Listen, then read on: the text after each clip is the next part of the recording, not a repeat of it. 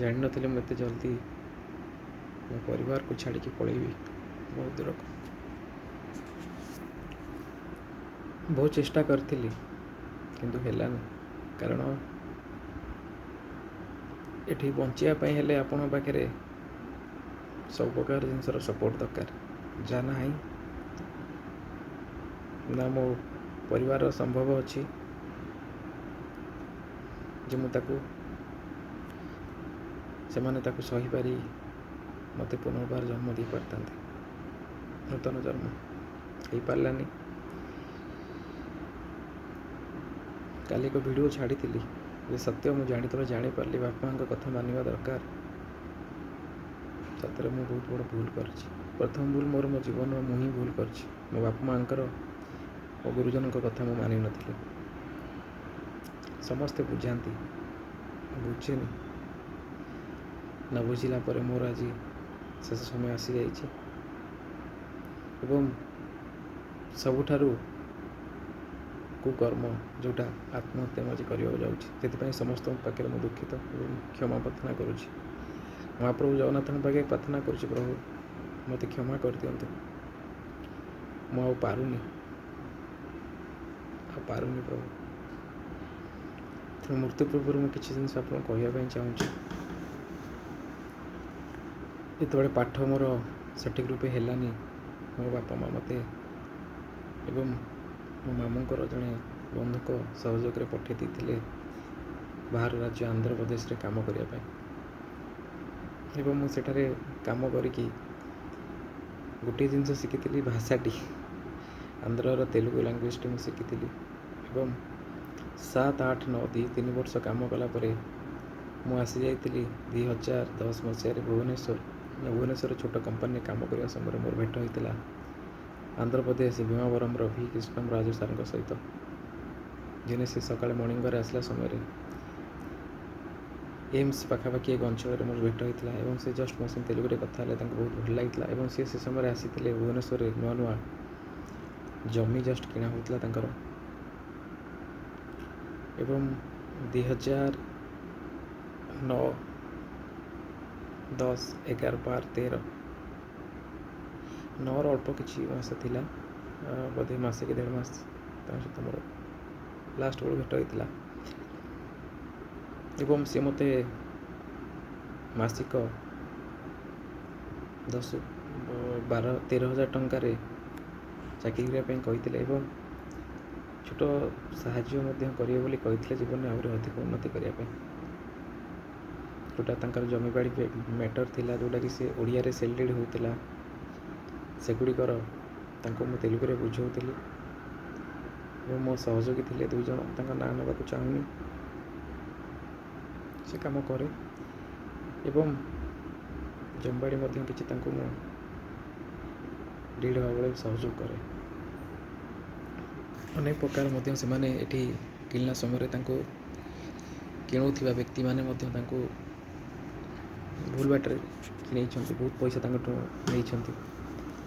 ତାଙ୍କ ମଧ୍ୟରେ ଅନ୍ୟତମ ହେଉଛନ୍ତି ଆମର ଜଣେ ପ୍ରସନ୍ନ ସାର୍, ଯିଏ ନିଜେ ଉପରକୁ ଉଠିବା ପାଇଁ ଅନେକ ଲୋକଙ୍କୁ ଗୋଡ଼ରେ ଦଳି ମାରିବା ପାଇଁ ସବୁବେଳେ ଚିନ୍ତା କରନ୍ତି। 2000 ମସିହାରେ ତାଙ୍କର IT ଦେଖନ୍ତୁ, 2005 ମସିହାରେ IT ଦେଖନ୍ତୁ ଏବଂ 2010 ମସିହାରେ IT ଦେଖନ୍ତୁ, 10-12 ଦେଖନ୍ତୁ। ସେ ସେଇ ରାଜୁ ସାର୍ଙ୍କ ପାଖରେ ଜମି ତାଙ୍କୁ ଦେଇ ଅନେକ ଲାଭ କରନ୍ତି ଏବଂ ମୋର ଛୋଟିଆ ଲାଭଟି 2% ଥିଲା, ଯେଉଁଟାକି ମୋତେ ମିଳିଲାନି। ଏବଂ ମୁଁ ଶେଷରେ ମୋର ଆକ୍ସିଡେଣ୍ଟ ପରେ ମୋତେ ସେଠୁ ତଡ଼ା ଖାଇକି ବାହାରକୁ ପଳାଇ ଆସିଥିଲି। କାରଣ ସାର୍ ଗୋଟେ ସାଧାରଣ ପରିବାରର କେହି ନଥିବା ଲୋକର କେବେ କେହି କାହାର ସହଯୋଗ କରିପାରନ୍ତିନି।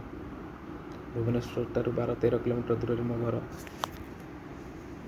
ଆର୍ଥିକ ପରିସ୍ଥିତି ଘରର ଭଲ ନଥିଲା, ତେଣୁ ଆମେ କହିବା ପାଇଁ ଆମ ଉପଯୁକ୍ତ ନୁହେଁ ସେ ଜାଗାରେ ତାଙ୍କୁ ମାଗିବା ପାଇଁ। ଦେଲେନି ପଇସା, ନ ଦିଅନ୍ତୁ। ଆକ୍ସିଡେଣ୍ଟ ପରେ ମୁଁ 2013, 14, 15, 2016 ମସିହାରେ ମୋର ବିବାହଘର ହେଲା। 3 ବର୍ଷ ମୁଁ ଘରେ, ବାପା, ଭଉଣୀ, ବଡ଼ ଭଉଣୀଟି ବିବାହ ହେଇଯାଇଥିଲା ପରେ ସେ ଘରେ ରହୁଥିଲା। ସେ ମଧ୍ୟ ଏକ ଛୋଟ ସୁନା ଗହଣା ଦୋକାନରେ କାମ କରେ ଏବଂ ଏମିତି ପାରିବାରିକ ଦୁଃଖରେ, କାରଣ ଗରିବଙ୍କ ଉପରେ ତ ସମସ୍ତେ ମାନେ ଇଏ କରି କଥାବାର୍ତ୍ତା କରନ୍ତି, କ'ଣ ତାକୁ ମାନେ ତାଙ୍କୁ ସବୁବେଳେ ଛୋଟ ଦେଖିକି କଥାବାର୍ତ୍ତା କରନ୍ତି, କରୁଥିଲେ। ବହୁତ କଷ୍ଟ ହେଉଥିଲା, ସହୁଥିଲୁ। 16 ମସିହାରେ ବିବାହର ପରେ ଝିଅଟି ହେଇଥିଲା ଏବଂ 16 ମସିହାରେ ବୋଧେ ଡିମନିଟେସନ୍ ଯେଉଁ ସମୟରେ ହେଇଥିଲା, ହଠାତ୍ ମୋତେ ରାଜୁ ସାର୍ ଫୋନ୍ କଲେ କି ସଞ୍ଜୟ, ତୁମର ପଇସା ଆମେ ଦେଇଦେବୁ, କିନ୍ତୁ ତୁମେ ପୁନଶ୍ଚ କଟକରେ ଓଡ଼ିଶାରେ ମାଛ ପାଇଁ ତୁମେ ଆମର ଲୋକ ଠିକ୍ କର ଏବଂ ତୁମକୁ ସପୋର୍ଟ କରିବା ପାଇଁ ଅଲଗା ଲୋକ ରହିବେ। ମୁଁ ସାର୍, ମୋର କାମ ଥିଲା, ମୁଁ ଲୋକମାନଙ୍କୁ ଆଣିକି ତାଙ୍କ ପାଖରେ ଇଏ କରୁଥିଲି ଏବଂ ସେ ସେତେବେଳେ ଏଗ୍ରିମେଣ୍ଟ କରିକି ତାଙ୍କଠୁ ଗୋଟେ ଚେକ୍ ନେଇକି ତାଙ୍କ ସହିତ ବେପାର ଆରମ୍ଭ କରିଥିଲେ ଏବଂ ବେପାରରେ ମୁଁ ଆମ ଗାଁର କିଛି ପିଲାଙ୍କୁ ନେଇକି ସେଠି ଟ୍ରେ ବୁହାବୁହି କରାଉଥିଲୁ। ଟ୍ରେ ଯେଉଁ ଗାଡ଼ିରୁ କଢ଼ାଯାଏ। ବଡ଼ କଥା ହେଉଛି ମାଛ ବିଷୟରେ ଆମର ଧାରଣା ନଥିଲା। କଟକରେ ସ୍ପଟ୍ ଆଉ ବିଫୋର୍ ମାଛର କିଛି ଫରକ ରହେ। ସ୍ପଟ୍ ମାନେ କ'ଣ ନା ଯେଉଁଟା 15 ଘଣ୍ଟା 14 ଘଣ୍ଟା 15 ଘଣ୍ଟା ଭିତରେ ଆସି କଟକରେ ପହଞ୍ଚେ। ବିଫୋର୍ ମାଛ ଯେଉଁଟା 48 ଘଣ୍ଟା ଭିତରେ ଆସି ପହଞ୍ଚେ। ବିଫୋର୍ ମାଛର ଚାହିଦା ବହୁତ କମ୍, ସେ ମାଛଟା ବହୁତ ଖରାପ ହେଇଯାଇଥାଏ, ଯେଉଁଟାକୁ କାଲକାଟା ଏବଂ ବାହାର ଷ୍ଟେଟ୍କୁ ପଠାଯାଏ ଯେଉଁଭଳି ଭାବେ ଆନ୍ଧ୍ରାରୁ, ସେଇଟା ହେଉଛି ବିଫୋର୍ ମାଛ କୁହାଯାଏ। ଯାହା ବି ହଉ, ସେ ମାଛ ଶିଖିଲା ପରେ ସେ ମାଛର ରେଟ୍ ବହୁତ କମ୍ ଥାଏ ଏବଂ ପରେ ସେ ମାଛକୁ ଯେତେବେଳେ ଆମେ ଜାନୁଆରୀ ମାସରେ ଫାଷ୍ଟ ଆରମ୍ଭ କଲୁ 10 ତାରିଖ ଦିନ, ସେଦିନ ମାଛର କ୍ୱାଲିଟି ଠିକ୍ ନଥିଲା, କାରଣ ଆମେ ବି ଜାଣିନଥିଲୁ। ତ ସେଇ ଅନୁସାରେ ରେଟ୍ରେ ମାଛ ଯାଉଥିଲା ସେ ରେଟ୍ରେ। କିନ୍ତୁ ସେମାନେ କଥା ବି ସେମାନଙ୍କୁ ବି, ସାର୍ ମାଛ ଠିକ୍ ନାହିଁ। ନା ଠିକ୍ ଅଛି, ଯେଉଁ ରେଟ୍ରେ ଯାଉଛି ଦିଅନ୍ତୁ, କିନ୍ତୁ ତାଙ୍କ ପିଲା ଆସିକି ସେମାନେ ସାଇନ୍ ମାରିକି ନେବେ, ନାହିଁ ଯେଉଁ ରେଟ୍ରେ ଆମର ହେଇଛି ସେ ରେଟ୍ରେ ଆପଣ ସାଇନ୍ ମାରନ୍ତୁ, ଏଇଟା ଆମର GST, ଆପଣଙ୍କର କିଛି ଅସୁବିଧା ହେବନି। ଯାହା ବି ହଉ, ପାଖାପାଖି ବହୁତ ପଇସା ସେମାନେ ଲାଭବାନ ହେଇଥିଲେ। ସେଇଟା ତ ମୁଁ କହିପାରିବିନି କେତେ ଟଙ୍କା ସାର୍। ପାଖାପାଖି ସାର୍ ମୁଁ 120 ପ୍ଲସ୍ 120 କିମ୍ବା 152 ଭଳିଆ ହେବ। 152ଟା ଗାଡ଼ି, 152ଟା ଗାଡ଼ି ପାଖାପାଖି ଆମେ ସେଲିଂ କଲୁ, ବିଫୋର୍ ଆଉ ସ୍ପଟ୍ ମିଶି। ମଝିରେ ସ୍ପଟ୍ ବି ଆସିଲା। ତାପରେ କିଛି ମାସ କାଲକାଟାକୁ ବି ଆମେ ପଠାଇ ଦେଉ। ତାପରେ ମୋତେ କହିଲେ କି ତୁମେ ନିଜେ ଆରମ୍ଭ କର। ମୁଁ ବି କିଛି ଲୋକଙ୍କୁ ନିଜେ ମାଛ ତାଙ୍କଠୁ ଆଣିକି ଦେଉଥିଲି ପ୍ୟାକିଂ କରି। ଏବଂ କିଛି ବି ଆମେ ପଇସା ବି ମୁଁ କିଛି ଲୋକଙ୍କଠୁ ଆଡ଼ଭାନ୍ସ ଭିତରେ ଆଣିବା ପାଇଁ, ବେପାର କରିବା ପାଇଁ, ବଢ଼ାଇବା ପାଇଁ ମୁଁ ଆରମ୍ଭ କରିଥିଲି। ବଟ୍ ଯେବେ ସେ ଜାଣିପାରିଲେ ଯେ ମୁଁ ମାଛ ଆରମ୍ଭ କରିବି ବେପାର, ଆଉ ତାଙ୍କର କମିଯିବ, ଏଭଳିଆ କିଛି ଜିନିଷ ସେମାନେ ମାନ୍ୟବର ଯେମିତି ପ୍ରସନ୍ନ ସାହୁ ମୋତେ ହଇରାଣ କରିଥିଲେ, ସେ ସମୟରେ ପଇସା ପତ୍ର ନ ଦେଇକି ତଣ୍ଟିଆ ମାରିକି ବାହାର କରିଦେଇଥିଲେ ତାଙ୍କ ଅଫିସ୍ରୁ। ମୋ ପଇସା ତିକ ପାଖାପାଖି ଆରାଉଣ୍ଡ ସେ ସମୟରେ ମୁଁ ପାଇଥାନ୍ତି 2% ହିସାବରେ ପାଖାପାଖି 28 ଏକରର ବହୁତ ପଇସା ପାଇଥାନ୍ତି। ତ ମୋ ଭାଗ୍ୟରେ ନାହିଁ। ପରେ ଆଶା ଗୋଟେ ଥିଲା, ବହୁତ ବିଶ୍ୱାସ ତାଙ୍କ ଉପରେ ମୋର ଥିଲା। ମାଛ ହଠାତ୍ ସେମାନେ ମେ ଜୁନ୍ ମାସରେ ବୋଧେ ଲାଷ୍ଟ ବନ୍ଦ କରିଦେଲେ ସେମାନେ ମାଛ, ଆଉ ପଠେଇଲେନି। କିନ୍ତୁ ଏଠି ଓଡ଼ିଶାରେ ଅଛି, ଆପଣ ଯେବେଠୁ ଆରମ୍ଭ କରିବେ କାର୍ତ୍ତିକ ପୂର୍ଣ୍ଣିମା, କାର୍ତ୍ତିକ ଛାଡ଼ଖାଇ ଦିନ ହିଁ ସବୁ ଖାତା ଆରମ୍ଭ ମାନେ ସରେ। ଛାଡ଼ଖାଇ ପରେ ପୁଣି ନୂଆ ଖାତା ଆରମ୍ଭ ହୁଏ। କିନ୍ତୁ ସେ ଯାଇ ସେ ଅପେକ୍ଷା କଲେନି। ଜୁନ୍ ମାସରେ ବୋଧେ ବନ୍ଦ କରିଥିଲେ। ବନ୍ଦ କଲା ପରେ ମୁଁ ଯେଉଁମାନଙ୍କୁ ମାଛ ଦେବା କଥା ସେମାନଙ୍କଠୁ ଆଡ଼ଭାନ୍ସ ଉଠେଇଛି, ତାଙ୍କୁ ପଇସା ଦେଇଛି, କିନ୍ତୁ ସେମାନେ ଆଉ ତା'ର କ୍ୟାସ୍ର କିଛି ଆଉ ମୋତେ ସାର୍ ପୁରା ହଇରାଣ କରିଦେଲେ। ଏବଂ ପରେ ବାରମ୍ବାର ଧମକ ମାନେ ପଇସା ପୁରୁଣା ବାକି ପଇସା ଉଠାଅ, ମାଛ ପଠାଅ ବୋଲି କହିଲେ। ସାର୍ ପୁରୁଣା ମାଛ ପଇସା ବି ଲୋକମାନେ ଦେଲେନି, କାରଣ ଯେଉଁମାନେ ମାଛ ନେଲେ ହିଁ ସାର୍ ପୁରୁଣା ପଇସା ଦେବେ, ଆଉ ଶେଷରେ ଖାତାରେ ଇଏବେଳେ ହୁଏ ବୋଲି ସେମାନେ ମଧ୍ୟ କହିଲେ। କିନ୍ତୁ ଏମାନେ ଶୁଣିବାକୁ ନାରାଜ, ଶୁଣିଲେ ନାହିଁ। ମୁଁ ମଧ୍ୟ ମଝିରେ ରହି ବହୁତ ଅସୁବିଧାର ସମ୍ମୁଖୀନ ହେଲି ସାର୍। 17 ମସିହାରେ ତାପରେ ହଠାତ୍ ମୋ ବାପାଙ୍କୁ ଜଣେ ସହଯୋଗୀ ମାଧ୍ୟମରେ ଆମ ଘରକୁ ମଧ୍ୟ ଆସିଲେ ତାଙ୍କ ସମୟରେ ଡାକିଲି, ଆମେ ଯାଇଥିଲୁ। ସେଠି ଗଲା ପରେ ସାର୍ ମୋର ମୋବାଇଲଟି ଏବଂ ମୋର ଡାଏରୀଟି ନେଇଗଲେ ସେମାନେ। ଏସବୁ ଜିନିଷ ପ୍ରଶଂସାଙ୍କ ଇଙ୍ଗିତରେ ହେଉଥିଲା, କାରଣ ସେ ଯାହା କହୁଥିଲେ ସେ ଶୁଣୁଥିଲେ, କାରଣ ତାଙ୍କୁ ସେ ଜମି ଦେଇଥିଲେ ଏବଂ ମୋର 2% ତ ମିଳିଲାନି, କିନ୍ତୁ ମୋତେ ବହୁତ ଦୁଃଖ କଷ୍ଟ ସହିବାକୁ ପଡ଼ିଲା ସାର୍। ସହିଲି ସାର୍। 17 ମସିହାରୁ ବହୁତ ଲୋକଙ୍କର ଗାଳିଗୁଲଜ ମଧ୍ୟ ଶୁଣିଲି। ଭାଗ୍ୟ ତ ସାର୍ ମୋର ଖରାପ ଜନ୍ମ ଭାଗ୍ୟ, ମୋର କ'ଣ ମୁଁ ଜାଣିନି ସାର୍। ସବୁଠୁ ବଡ଼ ଭାଗ୍ୟ ଯେ ମୁଁ ଗରିବ ଘରେ ଜନ୍ମ, ଏକ ମଧ୍ୟବିତ୍ତ ପରିବାରରେ ମୁଁ ଜନ୍ମ, ଯେଉଁଟାକି ସେମାନେ ଉଚ୍ଚ ଆଶା ଥିଲେ ବି ସେମାନେ ପାଖରେ ପଛରେ ପଇସା ନଥାଏ। କଥା କହିବାକୁ ସାର୍ ସାହସ ପାଉନି, କଷ୍ଟ ଅନେକ ହେଉଛି ସାର୍। ଯେତେବେଳେ ମୃତ୍ୟୁ ପାଖରେ ଆସିଥାଏ ଏସବୁ ଜିନିଷ କହିବା ପାଇଁ ଭଲ ଲାଗେନି ସାର୍। ଦୀର୍ଘ 3 ଦିନ ହେବ ବହୁତ ଚେଷ୍ଟା କଲି ସାର୍, 4-5 ଦିନ ହେବ, କିନ୍ତୁ ପାରିଲିନି।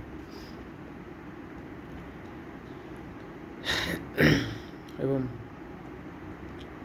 ମୋତେ କହିଲେ ଯେ ଯେଉଁମାନେ ପଇସା ରଖିଛନ୍ତି ତାଙ୍କ ପାଖରେ ଆମେ କେସ୍ କରିବା। ମୁଁ କହିଲି ସାର୍ ଏଇଟା ଭୁଲ ଜିନିଷ, କାରଣ ଆପଣ ତାଙ୍କୁ ମାଛ ଦିଅନ୍ତୁ ଟିଲ୍ ଛାଡ଼ ଖାଇଯାଏ, ତାଙ୍କୁ ଦିଅନ୍ତୁ, ତାପରେ ଆମେ ପଇସା ତାଙ୍କଠୁ ଆମେ ଆରେଞ୍ଜ କରିପାରିବା ସାର୍। ଏବେଠୁ କରନ୍ତୁନି ସାର୍, ଭଲ ନୁହେଁ। ଶୁଣୁନଥିଲେ ଏବଂ ସେ ଚେକ୍ ଭିତରେ ମୋ ବାପାଙ୍କର ଗୋଟେ, ଏ ଯେଉଁ ଡାଏରୀ ଭିତରେ ମୋ ବାପାଙ୍କର ଗୋଟିଏ ଚେକ୍ ରହିଯାଇଥିଲା, ମୋ କକାଙ୍କର ଗୋଟେ ଚେକ୍ ରହିଯାଇଥିଲା। ଜାଣିନି ସାର୍ ସେମାନେ କେମିତି କ'ଣ କରିବାକୁ ଚାହୁଁଥିଲେ, ମୁଁ ବି କିଛି ବୁଝିପାରିଲିନି ସାର୍। କାରଣ ଏଗ୍ରିମେଣ୍ଟ ହେବ ଓଡ଼ିଶା ଜୁଡ଼ିସିଆଲ ଅଣ୍ଡରରେ, କିନ୍ତୁ ସେମାନେ କେସ୍ କଲେ ଭୀମାବରମ୍ ଆଡ଼ିସନାଲ୍ ଡିଷ୍ଟ୍ରିକ୍ଟ ଜଜ୍ଙ୍କ ପାଖରେ। ବହୁତ ଲୋକ ହଇରାଣ ହେଲେ ସାର୍। ସେମାନେ ବି ମୋତେ ବହୁତ ଆଜି ପର୍ଯ୍ୟନ୍ତ ଗାଳି ଦେଉଛନ୍ତି, ଯେଉଁମାନେ ହଇରାଣ ହେଇଛନ୍ତି ସାର୍, ମୋରି ପାଇଁ ହେଇଛନ୍ତି। କାରଣ ମୁଁ ବିଶ୍ୱାସରେ ରାଜୁ ସାର୍ଙ୍କୁ ନେଇକି ତାଙ୍କ ପାଖରେ ପହଞ୍ଚାଇଥିଲି, ସେମାନେ ଆଜି କୋର୍ଟରେ ପଇସା ଗଣୁଛନ୍ତି, ମୋ ପାଇଁ ହଇରାଣ ହେଉଛନ୍ତି ସାର୍। କିନ୍ତୁ ମୁଁ ବର୍ତ୍ତମାନ, ମୋ ପାଖରେ ସାର୍ କେହି ନାହାନ୍ତି। ମୁଁ ବର୍ତ୍ତମାନ ନା ମୋ ପାଖରେ ସାକ୍ଷୀ ଅଛି, ନା ମୋ ପାଖରେ କୌଣସି ଲୋକ ଅଛନ୍ତି ଯେ ନାଇଁ ସଞ୍ଜୟ ଠିକ୍ କହୁଛି ବୋଲି କେହି କହିପାରିବେନି ସାର୍। କିନ୍ତୁ ଭଗବାନ ଗୋଟେ ଲୋକ ଅଛନ୍ତି ଯିଏ ସବୁବେଳେ ମାଡ଼ ଦିଅନ୍ତି, ଆଉ ସେ ଭଗବାନଙ୍କ ମାଡ଼ ଯେତେବେଳେ ପଡ଼ିବ କେହି ବର୍ତ୍ତି ପାରିବେନି, ଏଇଟା ସତ୍ୟ। କାରଣ ମିଛର କେତେ ଦିନ ଯେ ସାର୍ ଜୟ, ଯେମିତି ସାର୍ ମୁଁ ଆଜି ସେ ଅବସ୍ଥାରେ ପହଞ୍ଚିଲି। ଲୋକଙ୍କୁ ସାର୍ ପଇସା ସୁଝି ମୋ ଜୀବନ ଚାଲିଗଲା ସାର୍। କେତେ ସୁଝିବି ସାର୍? ତାଠୁ ଆଣିକି ଆକୁ ଦେ, ଆଠୁ ଆଣିକି ତାକୁ ଦେ, ଏମିତି ଦେଇ ସେ ମାଛ ପଇସା ସୁଝୁ ସାର୍ ମୋର ପାଖାପାଖି 1.5 କୋଟି ଟଙ୍କା ଭଳିଆ ମୋର ସୁଧ ଫୁଧ ଯାହାଠୁ ଆଣିଥିଲା ସୁଧ ସହିତ ସାର୍ ଫେରିବାର ଥିଲା। ତଥାପି ବହୁତ ଲୋକ ପଇସା ପାଖାପାଖି 2 ଜଣ ଲୋକଙ୍କଠୁ ମୁଁ ପଇସା ସାର୍ ଦେଇପାରିଲିନି ତାଙ୍କୁ ସାର୍। ସୀତାରାମ ଭାଇଙ୍କର କିଛି ରହିଗଲା, ଦୁର୍ଯ୍ୟୋଧନ ସାର୍ଙ୍କୁ ତ ମୁଁ ଦେଇନି ସାର୍ ପଇସା। ମାନେ କିଛି ମୁଁ ବୁଝିପାରିଲିନି ସାର୍, ଏସବୁ କ'ଣ ଘଟିଗଲା। ମାନେ ମାନେ ମାନେ ମୋ ପାଟିକି ବନ୍ଦ କରିଦେଲା ଭଳିଆ ସେମାନେ କହିଲେ କି ତୁମେ, ମାନେ ମୁଁ ଭଗବାନଙ୍କ ଛଡ଼ା ଆଉ କାହାକୁ, ତଥାପି ଯାହା ବି ହଉ 2019ରେ ବାପାଙ୍କ ନାଁରେ ସେମାନେ କେସ୍ କଲେ। ବାପାଙ୍କର କୌଣସି ମାଛ ବେପାରରେ ସମ୍ପୃକ୍ତ ନାହିଁ, ବାପା କେବେ ଜାଣନ୍ତି ନାହିଁ। କେଉଁଠୁ ଆଣିଲେ ସେମାନେ ସବୁ ଜିନିଷ ମୁଁ କିଛି ବୁଝିପାରିଲିନି। କେସ୍ କଲେ, କେସ୍ କଲା ପରେ ମାନେ ଆମେ ବି ହାଇକୋର୍ଟରେ କେସ୍ କଲୁ, କିନ୍ତୁ ପ୍ରଥମ ଥାନା ବାଲା ରିସିଭ୍ କଲେନି ଆମର ସେ ଡାଏରୀ ଆଉ ମୋର ଯେଉଁ ମୋବାଇଲ ନେଲେ। ସେମାନଙ୍କ କଥା ସଦର ଥାନାରେ ମୁଁ ଯାଇ ଦେଇଥିଲି। ସେମାନେ କହିଲେ କି ନାଇଁ ତୁମର ସେଇଟା ସଦର ଥାନା ଯାଉନି, ତୁମ ସେଠି ଦିଅ। ସେଠି ଦେଲା ପରେ ସେ କହିଲେ ନାଇଁ ତୁମେ ସେଠି ତୁମ ଗାଁରେ ଦିଅ, ତୁମ ଗାଁ ଯେଉଁଠି ତୁମେ ସେଠି ଦିଅ। ଏମିତି ହେଇକି ସାର୍ ସେମାନେ ରିସିଭ୍ କଲେନି। ଫାଇନାଲି ଆମେ ବାପା, ଆମର ଜଣେ ଲୟର୍ ଅଛନ୍ତି, ତାଙ୍କୁ ଧରିକି, ଆଡ଼ଭୋକେଟ୍ ଅଙ୍କଲ୍, ତାଙ୍କୁ ଧରିକି ଆମେ ହାଇକୋର୍ଟରେ କେସ୍ କଲୁ। ହାଇକୋର୍ଟରେ କେସ୍ କରିବା ପରେ ସେମାନେ ପଠେଇଲେ ଥାନାକୁ ଇନକ୍ୱାରି କରିବା ପାଇଁ। ବଟ୍ ଥାନାରେ ଇନକ୍ୱାରି ଅଶୋକ ପାତ୍ର ସାର୍ କଲେ ଯେ ମୋ ବାପା ହେଉଛନ୍ତି ଜଣେ ମାଛ ବେପାରୀ, ଆମେ 2 ଜଣ ମିଶିକି କାମ କରୁଥିଲୁ, ମାଛ ବେପାର କରୁଥିଲୁ। କେତେ ବଡ଼ ଅନ୍ୟାୟ ସାର୍ ସେ ଲେଖିଦେଲେ ଏବଂ ସେଇଟାକୁ ମଧ୍ୟ ମାନ୍ୟବର କୋର୍ଟ, ମାନ୍ୟବର ଜଜ୍ ତାକୁ ଗ୍ରହଣ କଲେ। କାରଣ ପୋଲିସର ତାପରେ କୋଭିଡ଼ ଆସିଲା, ଆଉ ଆମ ପାଖରେ ଏତେ ପଇସା ବି ନୁହଁ ଯେ ସାର୍ ଆମେ ସେ ଜିନିଷଟାକୁ ଜଗିପାରିବୁ ପ୍ରପର୍ଲି, କି ଆମେ ଦେଇପାରିବୁ ଥାନାରେ ଦେଇକି ଆମେ ଓହରି ପାରିବୁ। ଥାନାରେ ହେଉଛି ସାର୍, ଯେଉଁ 2 ଜଣ ସାକ୍ଷୀ ମୋ ବାପାଙ୍କୁ ନାଁରେ ପଡ଼ିଥିଲେ, ହଁ ସେ ବେପାର କରନ୍ତି, ଆମେ ତାଙ୍କୁ ଚିହ୍ନିନୁ, କିନ୍ତୁ ଲୋକାଲ ଲୋକ କେହି ପଡ଼ିନଥିଲେ। ବହୁତ ଲୋକ ଆମ ତରଫରୁ ପୁଣି ଏଗେନ୍ ଆଉ ଥରେ କେସ୍ ହେଲା। ମାନ୍ୟବର ଅଦାଲତ ତାକୁ ରଖିଲେ 2022 ମସିହାରେ। କଲେକ୍ଟର ଅଫିସ୍ କୋର୍ଟ, ମାନ୍ୟବର ମ୍ୟାଡ଼ାମ୍, ବହୁତ ଭଲ ଲୋକ ସେ ଆମ କେସ୍ଟିକୁ ରଖିଲେ ଏବଂ ବିଚାର କଲେ। ଏବେ ବି ଚାଲିଛି, ତାଙ୍କ ନାଁରେ ୱାରେଣ୍ଟି ଆସିଛି, ରାଜୁ ସାର୍ଙ୍କ ନାଁରେ ୱାରେଣ୍ଟି ଯାଇଥିଲା। ବଟ୍ ସିଏ ଲେଖିଦେଲେ ଯେ ତାଙ୍କ ସେଠିକାର ଲୋକାଲ୍ ପୋଲିସ୍ ଭୀମବରମ୍ କଟକର ପୋଲିସ ଲେଖିଲେ ଯେ ସିଏ ସେଠି ରହୁନାହାନ୍ତି ଟିଲ୍ ବର୍ଷେ ହେଲା। ଆଶ୍ଚର୍ଯ୍ୟ କଥା ସାର୍, ବଡ଼ ଲୋକମାନେ ରହୁନାହାନ୍ତି କିନ୍ତୁ ଗୋଟେ ଗରିବ ଘରେ ସମସ୍ତେ ଆସିକି ମାରିକି ପଳାଉଛନ୍ତି ଯେ ହଁ ଇଏଠି ରହୁଛନ୍ତି ବୋଲି। ଏ ପୋଲିସର କି ଅନ୍ୟାୟ ସାର୍। ମୁଁ ବି ସାର୍ ଦଳରେ ଯେଉଁ ଦଳ ବର୍ତ୍ତମାନ ନବୀନ ବାବୁଙ୍କର 5T ସରକାର, ମୋ ସରକାର ଅଧୀନରେ ମୁଁ ମଧ୍ୟ ଦଳକୁ ଭଲ ପାଏ। ଦଳ ପାଇଁ କିଛି ନହେଲେ ଛୋଟିଆ ଗୁଣ୍ଡିଚୁମୁଷା ଭଳିଆ ଯେତିକି ସହଯୋଗ କରିବା କଥା ଇଲେକ୍ସନ୍ ସମୟରେ ମୁଁ କରେ। କିନ୍ତୁ ସାର୍ ଆମେ ପାଇଲୁ କ'ଣ? ନବୀନ ବାବୁ ତ କହିନାହାନ୍ତି ନା ଅଶୋକ ପାତ୍ରଙ୍କୁ ତମେ ୟାଙ୍କ ପାଇଁ ଏମିତି କର ବୋଲି। କିଛି ପୋଲିସ ଲୋକ ଅଛନ୍ତି ଯେଉଁମାନେ କିଛି ଟଙ୍କା ପାଇଁ ଏଭଳିଆ ବିଚାର କରି ମୋତେ 17 ମସିହାରେ ଯେତେବେଳେ ଏଭଳିଆ କଲେ, ତ ସାର୍ ମୁଁ କିଛି କରିପାରିଲିନି। ମୁଣ୍ଡ ଉପରେ ଥିଲେ ସାର୍ ଆପଣଙ୍କ ଉପରେ 50 ଲକ୍ଷ ଟଙ୍କାର, 60 ଲକ୍ଷ ଟଙ୍କାର, 70 ଲକ୍ଷ ଟଙ୍କାର, କୋଟିଏ ଟଙ୍କାର ମାନେ ଆପଣ ଜିରୋରୁ କିଛି ନଥିବ, ଆପଣ ଲୋନ୍ ଥିବ, ଆପଣ ସୁଝିବା ପାଇଁ କ'ଣ କରିବେ ସାର୍? ଉପାୟ ନଥିଲା ସାର୍ ମୁଁ, କାରଣ ଲୋକମାନେ ସତ କହିଲେ କେହି ପଇସା ଦେବେନି ସାର୍। ମୁଁ ମିଛର ଆଶ୍ରୟ ନେଲି। ଦେଖିଦିଅନ୍ତୁ ସାର୍ 2017 ମସିହାରେ ମୋର କୌଣସି କେବେ ଟ୍ରାଞ୍ଜାକ୍ସନ୍ ହେଇନି। ଯାହା ବି ହେଇଛି 2010 ମସିହା ଭିତରେ ଗୋଟେ ଦୁଇଟା କେସ୍ ହେଇଥିଲା, ସବୁ ତାଙ୍କମାନଙ୍କ ପାଇଁ। କାରଣ ଏମିତି ସାର୍ ମୋତେ ଥରେ ପଇସା ଚୋରି ହେଇଗଲା। ମୁଁ ଟ୍ରେନ୍ରେ ଯାଉଥିଲି, କଲିକତା ଯାଉଥିଲି ତାଙ୍କରି କାମରେ, ତାକୁ ମୁଁ 50,000 ଟଙ୍କା ସୁଝିବା ପାଇଁ ମିଛର ଆଶ୍ରୟ ନେଲି। କାରଣ ବର୍ତ୍ତମାନ ସମୟରେ ସାର୍ ସତ କହିଲେ କି ଟଙ୍କାଟେ ଦେବେନି, ଆପଣ ମିଛ କୁହନ୍ତୁ ଦେଖିବେ ସବୁ ପଇସା ମିଳିବ।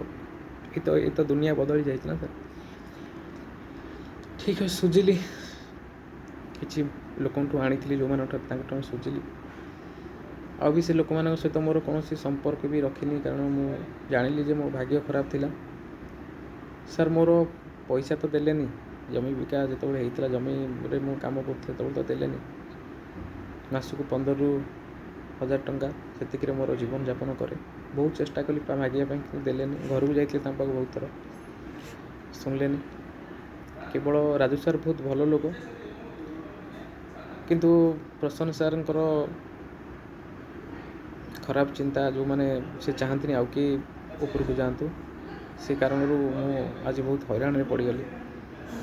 ସାର୍ ବି ବୁଝିପାରିଲେନି, କିଶୋର ସାର୍ ବି ବୁଝିପାରିଲେନି। ବହୁତ ବଡ଼ ଚକ୍ରାନ୍ତରେ ସେମାନେ ବି ଫସିଲେ, ଆମେ ବି ଫସିଲୁ। ତାଙ୍କୁ ଜଳେଶ୍ୱର କଳାରାଙ୍କର ମହାପ୍ରଭୁ ଜଳେଶ୍ୱର ମହାଦେବଙ୍କର ଜମି କିଣିକି ଦେଇଛନ୍ତି ରଘୁନାଥପୁର ଜଳିରେ। ସେଇଟା ଏଣ୍ଡୋଭର ଡିପାର୍ଟମେଣ୍ଟର ଜାଗା, ସେଇଟାକୁ ବି ସେମାନେ ଆଜି ବନ୍ଧା ଗହ୍ନାରେ କରିପାରିଲେନି। ବହୁତ ପଇସା ସେଥିପାଇଁ ଯାଇଥିବ, ପାଖାପାଖି 2-3 କୋଟି ଟଙ୍କା ସେଥିପାଇଁ ଯାଇଥିବ। ଆପଣ ଜାଣିଥିବେ ଜମି ରେଟ୍ ଅଲଗା ଏବଂ ପ୍ରକୃତ ରେଟ୍ ଅଲଗା। ଏଇଟା ଗଭର୍ଣ୍ଣମେଣ୍ଟ ଭାଲ୍ୟୁଏସନ୍ରୁ ବହୁତ ଅଧିକ ଲୋକମାନେ ନିଅନ୍ତି। ସେ ଜମି ଆଜି ପର୍ଯ୍ୟନ୍ତ ତାଙ୍କ ନାଁରେ ବି ବୋଧେ ହେଇନାହିଁ। ଏଇଟା ଏଣ୍ଡୋଭର ଡିପାର୍ଟମେଣ୍ଟରେ ଥିଲା।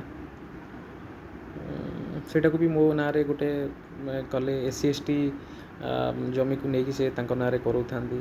ମୋ ଡିଟେଲ୍ସ ଅଛି ସାର୍। ପାଖାପାଖି ମୁଁ ଯେତିକି ଜମି ତାଙ୍କ ପାଇଁ, ମୋର ଯେତିକି କାମ ମୋତେ ଯେଉଁ ହିସାବରେ କହିଥିଲେ 2% ବି ତା'ର ପଇସା ମିଳିଲାନି। ପାଖାପାଖି 28 ଏକର ଜମିର ମୋର, ଆପଣ ଭାବିପାରୁଥିବେ ଯାହା ପଇସା ହେଇଥିବ ତା'ର 2% ମାନେ ଆରାଉଣ୍ଡ 28 କୋଟି ଟଙ୍କାର 2% ମାନେ ଆପଣ ଜାଣିପାରୁଥିବେ ମିନିମମ୍ 1 କୋଟି ଟଙ୍କା ଲେଖା ଏକର ଧରନ୍ତୁ ସାର୍। ତ ଅଧିକ ତ ଅଛି, ପାଇଲିନି ସାର୍। ବହୁତ କଷ୍ଟ ଭିତରେ ସାର୍, ଯେଉଁ ଲୋକମାନଙ୍କଠୁ 19, 20, 21, 22 ସୁଝିବାକୁ ପଡ଼ିଲା ବହୁତ ଲୋକଙ୍କୁ ମୋତେ। ସେ ଯେଉଁ ଲୋକମାନଙ୍କଠୁ ଆଣି ତାଙ୍କୁ ଦେଇଥିଲି, ସେ ଲୋକମାନଙ୍କୁ ସୁଧ ବହୁତ ହେଇଗଲା। ଏମିତି ହେଇ ଶେଷରେ ସାର୍ ଆଉ ସମ୍ଭାଳି ପାରୁନି ସାର୍। ଘର ପାଖରେ ଲୋକ ଆସି ଗାଳି ଦେଉଛନ୍ତି ବାପା ମାଆଙ୍କୁ, ମାନେ ମୋତେ କହୁଛନ୍ତି ଏମିତି ସେମିତି। କେତେ ସହିବି ସାର୍ ମୁଁ? ସରକାର ତ ଆସି କିଛି କରିପାରିବେନି, କାରଣ ସରକାର ସବୁବେଳ ପାଇଁ ଲୋକଙ୍କ ହିତ ପାଇଁ ରୁହନ୍ତି। ଆଉ ସରକାର ତ ଆସି କହିବେନି ଯେ ପର୍ଟିକୁଲାର ଏଇ ଲୋକକୁ ନ୍ୟାୟ ଦିଆଯାଉ। ମୁଁ ଯାଇଥିଲି ଆଜ୍ଞା, ବହୁତ ଲେଖିଥିଲି, କଲେକ୍ଟରଙ୍କୁ ଲେଖିଥିଲି, ଖୋର୍ଦ୍ଧା କଲେକ୍ଟର ସେତେବେଳେ ଲେଖିଥିଲି 17 ମସିହାରେ, ସମସ୍ତଙ୍କୁ ଲେଖିଥିଲି। ଭାବିଥିଲି ଯେ କେସ୍ଟା ଟିକେ ଓପନ୍ ହେଲେ ହୁଏତ ମୋତେ ସହଯୋଗ ମିଳିବ। ତଥାପି CM ଅଫିସରୁ କିମ୍ବା କେଉଁଠୁ ଆସିଥିଲା ଗୋଟେ ସଦର ଥାନାକୁ ଆସିଥିଲା ଯେ ଏ ବିଷୟରେ ବୁଝିବା ପାଇଁ। ତଥାପି ସେ କ'ଣ ଲେଖିକି ଦେଲେ ସେଥିରେ, କାରଣ ଅଶୋକ ପାତ୍ର ଯେହେତୁ ସେଥିରେ ଥିଲେ ସେତେବେଳେ, ତ ମୁଁ ବି ସେଠି ମାନେ ଗୋଟେ ପ୍ରକାର ଚୋର ହୋଇକି ଥାନାରୁ ପଳାଇ ଆସିଲି। କିନ୍ତୁ ମିଛ ସାକ୍ଷୀ ବହୁତ ପଢ଼ୁଛନ୍ତି ସାର୍। ମୁଁ ବି ସେଥିପାଇଁ ଚେଷ୍ଟା କରିକି ମିଶିଲି ତାଙ୍କ ସହିତ। ଦେଖିଲି 2ଟା ଜାଗାରେ ମୁଁ ମଧ୍ୟ ଦେଖିଲି ସେମାନେ ସେମିତି କରନ୍ତି ସାର୍। ମୁଁ ଏତିକି ନିବେଦନ କରିବି ରାଷ୍ଟ୍ରପତିଙ୍କ ମାଧ୍ୟମରେ, ରାଷ୍ଟ୍ରପତିଙ୍କୁ, ମାନ୍ୟବର ମହାମହିମ ରାଷ୍ଟ୍ରପତି, ମୋ ମା ଓଡ଼ିଶାର, ଅଦାଲତରେ ଜଜ୍ମାନଙ୍କର ଭୁଲ ଅପେକ୍ଷା ପୋଲିସମାନଙ୍କୁ ତାଗିଦ କରାଯାଉ। ପୋଲିସ ମାନେ ଯେଉଁମାନେ ତଳସ୍ଥଳରେ ଯେଉଁମାନେ ତଦନ୍ତକାରୀ ଅଫିସର ମାନେ ସେମାନଙ୍କୁ ତାଗିଦ କରନ୍ତୁ। ସେମାନେ ଭୁଲ ନିଷ୍ପତ୍ତି ପାଇଁ ଗୋଟେ ଜୀବନ ପଳାଉଛି, ସେମାନଙ୍କର ଭୁଲ ନିଷ୍ପତ୍ତି ପାଇଁ ଗୋଟେ ଜୀବନ ପଳାଉଛି। ଏମିତି କରନ୍ତୁନି, କାହା ଜୀବନ ସହିତ ଖେଳନ୍ତୁନି। ମୁଁ ତ ଜାଣିନି ଆଉ ଏ ପଇସା ମୋତେ ମିଳିବ, ମୁଁ ଲୋକମାନଙ୍କୁ ସୁଝିବି। ଯେଉଁ ମିଥ୍ୟା କହି ସେମାନଠୁ ଆଣିଥିଲି, କିଛି ଲୋକଙ୍କୁ ସୁଝିଲି, ତାକୁ ଆଣି ଆ ପାଖରେ, କିନ୍ତୁ ସବୁ ସୁଝି ପାରିଲିନି, ପାରିବିନି ସାର୍। ମୋତେ କ୍ଷମା କରିବେ ମାନ୍ୟବର ସଚିବ 5T ସରକାର। ଉପାୟ ନଥିଲା ସାର୍ ମୁଁ ଭୁଲ କରିବା ପାଇଁ। ମୁଁ କ'ଣ କରିବି ସାର୍, କେଉଁଠୁ ଆଣିଥାନ୍ତି? ବହୁତ ଲୋକ ପଛରେ ପଡ଼ିଯାଇଥିଲେ ସାର୍, ମୁଁ ଜାଣିଛି। ଓଡ଼ିଶାରେ ବଦନାମ ମୁଁ ଏତିକି ଓଡ଼ିଶାବାସୀ ନିବେଦନ କରିବି, ମୋ ପାଇଁ କାହାକୁ ଆପଣ ବଦନାମ କରନ୍ତୁନି। କାରଣ ମୁଖ୍ୟ ଲୋକ ଖୋଜନ୍ତୁ ଯିଏ ସେ କାମ କରିଛି।